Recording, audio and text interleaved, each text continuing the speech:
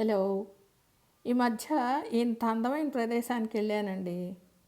అక్కడ నేను నా జీవితంలో మొదటిసారి చూసిన మొక్కలు కొన్నిటిని చూశాను. వాటిని మీకు పరిచయం చేయాలనిపించింది. ఈ మొక్కను చూస్తే మొదట నేను తమలపాకు అనుకున్నాను. దూరం నుంచి చూసి ఇదేంటి తమలపాకులా ఉంది అనుకున్నాను. కానీ దగ్గరికి వెళ్ళి గమనిస్తే అర్థమైంది, ఆకులు తేడాగా ఉన్నాయి, ఏవో కాయలు ఎలాడుతూ ఉన్నాయి. మీరు గమనించండి ఒకసారి. ఈ మొక్క ఏంటో తెలుసా మీకు? ఇది మిరియాలండి. అవన్నీ కాయలు, ఈతకాయల్లా రేక్కాయల్లా ఒకే గింజ కలిగినటువంటి కాయ. దాని చుట్టూ గుజ్జు ఉంటుంది, మెత్తటి గుజ్జు, లోపల ఒక్క గింజ ఉండి ఆ కాయలను ఎండబెడితే ఇదిగో ఆ గుజ్జు ముడతలు పడి ఇలా మనకి నల్ల మిరియాలు ఏర్పడతాయి అన్నమాట. ఆ కాయలను నానబెట్టేశారనుకోండి, పైన తోలు చేస్తే వచ్చినవే తెల్ల మిరియాలు. వీటినే మనము వంటకాల్లో వాడుతున్నామన్నమాట. తర్వాత ఈ మొక్కను చూడండి, అల్లం మొక్కలాగా పెరిగింది. ఇదే మొక్క అని మొక్క దగ్గరికి వెళ్ళి గమనిస్తే కింద అందమైన రంగుల పూలు ఉన్నాయి, చిన్న చిన్న కాయలు కనపడ్డాయండి. ఆ కాయలు ఏంటి అని గమనిస్తే ఏంటో కాదు, మీకు అర్థమై ఉండాలి అవేంటో. యాలుకలు, ఇలాయచీ. వాటి లోపల గింజలనే కదా మనము సుగంధానికి వంటకాల్లో వాడుతున్నాం కదా. ఇంకా ఒక పెద్ద వృక్షం కనిపించిందండి.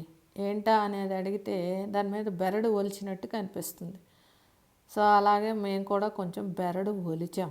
చూడండి బెరడు ఒలవటం కదా ఎంత మందంగా ఉందో. సో అదే ఏంటది, దాల్చిన చెక్క, దాల్చిని. సో ఇందులో 2 రకాలు ఉన్నాయమ్మా.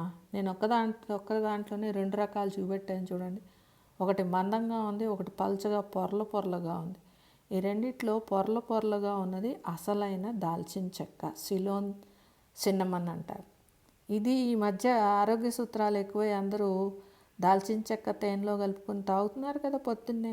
ఈ సిలోన్ దాల్చిని అయితే మంచిదన్నమాట, కొంచెం ఆరోగ్యానికి మంచిది. ఓకే, గుర్తిస్తారు కదా తేడా. నెక్స్ట్ పెద్ద చెట్టు కనిపించింది, దానికి కాయలు వేలాడుతూ ఉన్నాయి, సపోటా రంగులో కనిపించాయి. ఏంటా అని అడిగితే జాజికాయ. అక్కడ పండింది దొరకలేదండి. ఆ పండిన దానిపైన ఉన్న పొరే జాపత్రి. ఆ లోపల ఉన్న కాయలన్నీ తీసేస్తే ఆ గింజలన్నీ ఆ పైన పొరలాగా ఉన్నాయా, అది జాపత్రి. ఇవి ఆ జాజికాయ అంటున్నామే, అదన్నమాట. ఈ జాజికాయ లోపల విత్తనం ఉంది, మోగుతోంది చూడండి.